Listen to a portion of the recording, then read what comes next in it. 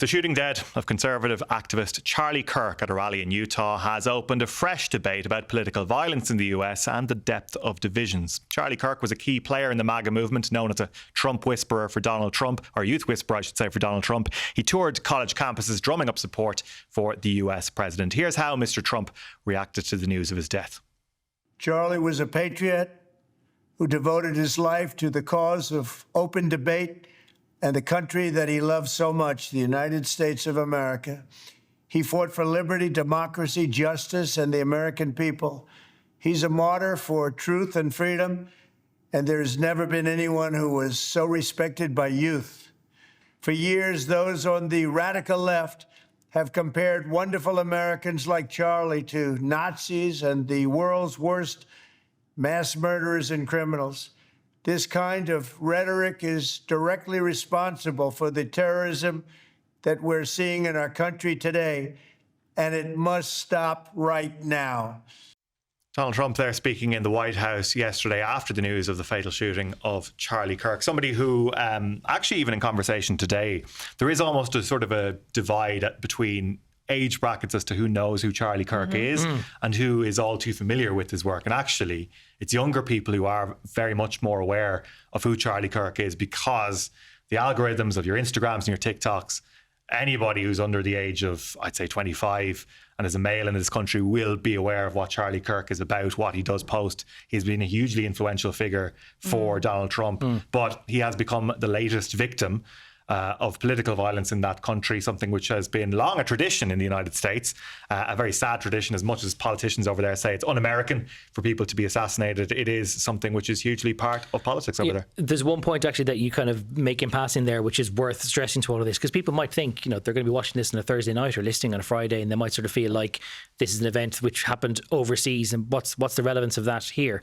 And no one wants to say that we're transplanting cultures, and we're going to talk in a while about what's been going on in Ireland in the last week, and it's a very different culture, and what has become normalised is very different, and we shouldn't allow it to be. But there is that common thread of the fact that Charlie Kirk was not just influential in American circles because of the circles that younger people move in these days, because of how globalised that whole media ecosystem has become. He had relevance in an Irish context. And if people think that there is some kind of culture war which is now becoming an actual war for exponents of certain views, whether they like it or not, we have to be careful that the same response, such as it is in the next couple of days or weeks, doesn't get transplanted into other contexts like Ireland, where there is no need for that response. Like, I would have no problem admitting that I didn't know who Charlie Kirk was until this happened, being totally upfront about it.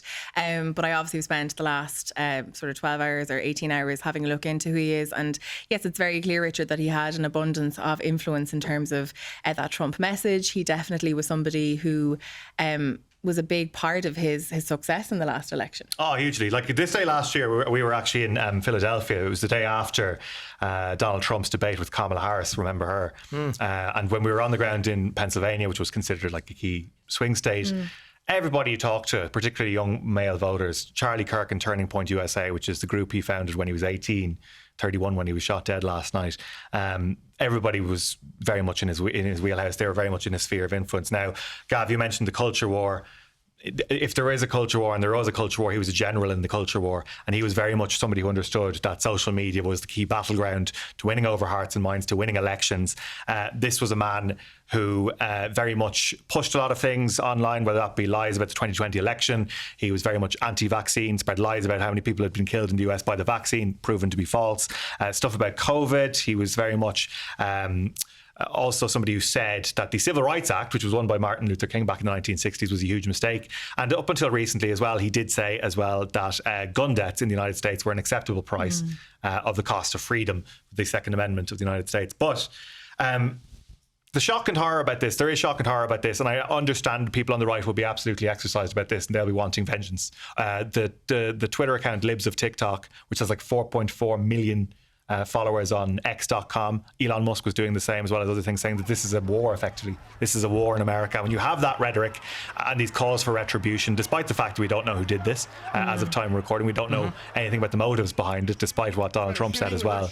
That feeling of this being a spiraling out of control powder keg which has combusted or is on the verge of combusting, it has long since combusted. This year we have had the shootings of Democratic elected officials in the state of Minnesota. We've had an arson attack on Josh Shapiro. the Pennsylvania governor's mansion. We've had, of course, 2 assassination attempts on Donald Trump.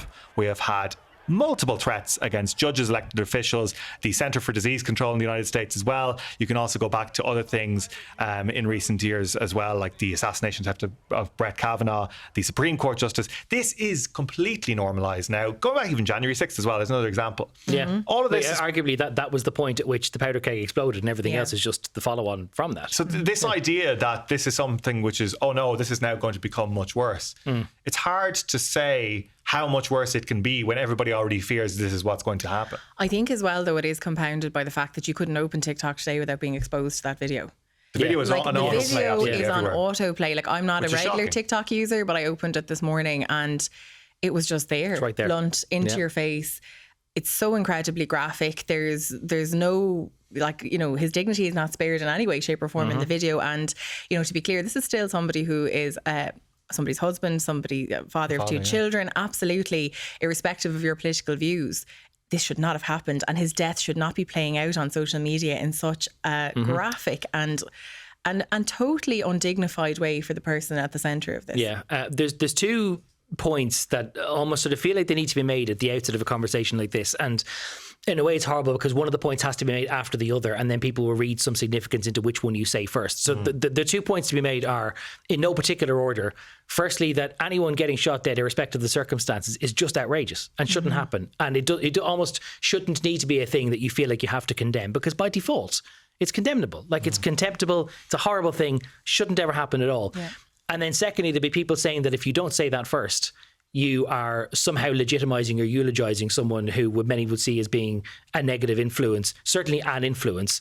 But many people, you know, the orthodoxy in this part of the world would see him as a very negative influence in the direction, or what they would see as the regression of the way America has become. And it's deplorable that people will read into the significance of which of those 2 things you say first, and people will think that maybe you shouldn't be speaking ill of the dead or shouldn't be critiquing the man's life's work just in the immediate aftermath. But like those are discussions that have to be had, and the reason why Charlie Kirk, the reason why his death is significant, the reason why it's news in a country where hundreds of people are killed by gunshot wound every day, is because of his political stance and the perception now that he's going to be seen as a martyr of a culture which, in some ways, he was an advocate of creating. We'll wait and see what comes out of it in the United States. But we have had a glimpse into the pitfalls of public life in this country. Tánaiste Simon Harris this week speaking about the latest in a series of threats that he and his family have been exposed to. Let's hear a little bit of what he had to say. Think how anybody would feel if in the last week somebody threatened to kidnap a child, carry out extreme violence against a close family relative and blow up your house.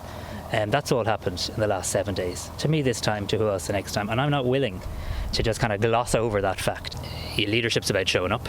Had to dig pretty deep to show up today, but I'm here and I'm getting on with the job. Yeah, condemnation across the political spectrum for the threats and what Simon Harris and his family in particular have faced over recent days. This again, not an isolated incident. You can go back over recent years. The attack that Martin Kenny, the Sinn Féin TD, suffered. You've had threats and intimidation, abuse. Holly Kearns, Mary Lou McDonald faced death threats. Helen McEntee as well. You have multiple people who haven't even reported. And it isn't just politicians either. It's people who are associated with them or connected with them. It is journalists, it is media. The whole public sphere has been contaminated with the threat of violence. Totally. And I think at the end of the day, like we've talked about this many times, like these are still human beings. They're politicians, but they're people, and their families are, you know, just like all of us, you know, you want to protect your family at all costs. And you're right, Richard, this is not new in a sense that, you know, even we were discussing in the group an article from about 10 or 12 years ago recently in which there were threats made to other politicians. So this goes back a long way. But can I ask you, Gavin, do you think that the nature of the threats has become a lot more sinister in 2025 than it would have been, say, 10 or 12 years ago? I think it's become a little more pervasive. And I also think that at some point, mad-libbing a bit here now, but I think at some point a Rubicon's been crossed where now people think that those who are extraneous to politicians themselves, family members, you know, members of their political staff, have now become perceived as being fair game in ways that they're not and that they shouldn't be. I sort of feel like I should say just by the by, because there's some people, and I don't know how pervasive or how sort of important this is. Like the threats that have been made to Simon Harris and family members are genuine. Like they're not just concocted by the media. They're not just made very up. seriously taken. They're not made up to distract from other. So that's why it's not that they're empty gestures or they're empty remarks. There is some sort of concern in them. And irrespective that they actually exist, this isn't just something which has been manufactured to distract from other political headaches that Simon Harris might have, because those are legitimate headaches. The Dáil is back next week. They'll be put to him. But they are real things. Simon Harris has been very keen that he doesn't want the discussion around all of this tend to become a binary around whether he's going to continue in public life. I mean, there was a statement that he put out last Saturday, which was before the series of bomb threats that were made to his home, in which he said that this was a clear campaign to intimidate him out of public life. And he didn't add the usual disclaimer of it will not win. And which then kind of, media abhors a vacuum, nature abhors a vacuum, politics abhors a vacuum. So people will start wondering then, well, are you openly talking about it? And at the Fine Gael think-in, you heard the clip a little while ago, he was asked, are you considering your role in public life? And he didn't want to reduce it to a binary question. And it shouldn't be. And we should discuss the culture that has emerged where somehow some of these things are now, although not becoming legitimised, they're becoming normalised. But there is still a question as to, well, if he decides that such is the culture now, that he doesn't want to be in public life anymore, well then what hope is there for anybody? Because I'm not trying to turn it into a hierarchy or to waylay. Well, like, the question then is like, I mean, Simon Harris's home has previously been targeted by protests. Other ministers have had their homes targeted by protests as well. That is something which is not readily accessible to people who might be anti-government or have a vendetta against people in government in other countries, whether that's the UK, France, Germany, etc., etc. Although we have seen political violence here. I think it was the Slovenian Prime Minister last year, wasn't he? Yeah, Robert Fico was. He was shot. Do we think that we are now inevitably moving to a position, I think, in this country where politicians aren't as accessible, where government figures aren't as immediately accessible, that you can't just wander up in the street and bump into a minister of the government or the Taoiseach?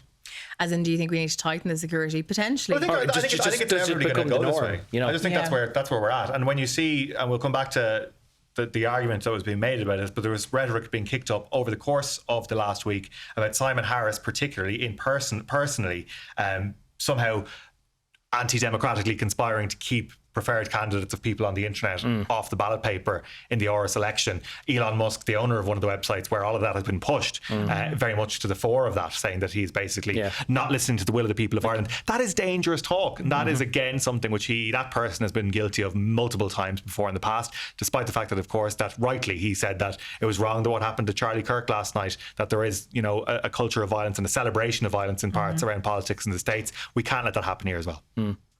I don't know what to say just as a kind of follow-on to that, other than that I don't want to over-egg it, and I don't want to sort of make this sound like a hot take, but there's a canary in a coal mine moment coming where if somebody sometime soon decides that such is the level of toxicity in public life that they would rather back out at a time when it's people have already done that, though, haven't they? Eoin Murphy has done it, but Eoin Murphy did it. No, but I think even people, even TDs who weren't necessarily members of the government, they did say privately that their decision not to stand again for the election, that part of it was how awful they felt that public life. And a lot of those were in Fine Gael, remember? A lot of Fine Gael candidates did not rerun. And that it was reported the weekend in the Irish Times, and I followed it up, and it's true that Oireachtas members are not applying for the security allowance they're entitled to because they don't want it to become known or have an FOI disclosure that they're availing of it, because it seems like a concession of fear.